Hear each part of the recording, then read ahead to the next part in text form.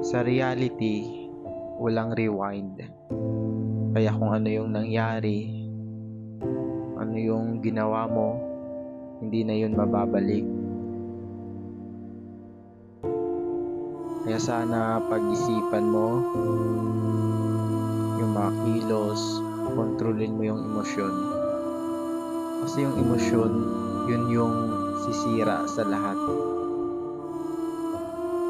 Yung emosyon, yun yung magiging dahilan ng uri ng gulo. Kasi kapag hindi mo kinontrol yung emosyon mo, ang daming madadamay, sobrang nakakatakot ang mangyayari. Magkakaroon ng war. Tsaka yung war na yun, hindi lang nangyayari sa isang tao, dalawa or tatlo. Nangyayari din yun sa pamilya or sa labas ng bahay, sa mga kaibigan natin.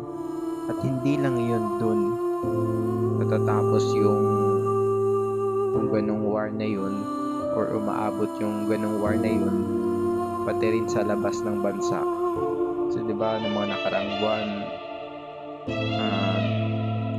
papadun natin sa mga video, sa balita tungkol sa sagupaan ng bansang ito, sa bansang ito. At yung pinaka nakakaawa doon, yung mga nadamay na mga inosente. Sobrang sakit lang kasi nagpapadala sa emosyon yung mga leader natin, leader ng bansa.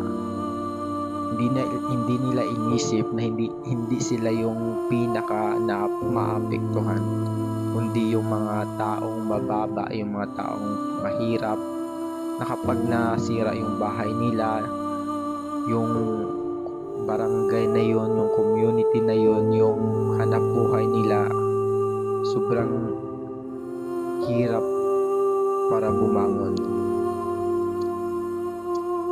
Kaya maraming maraming namatay, maraming sugatan.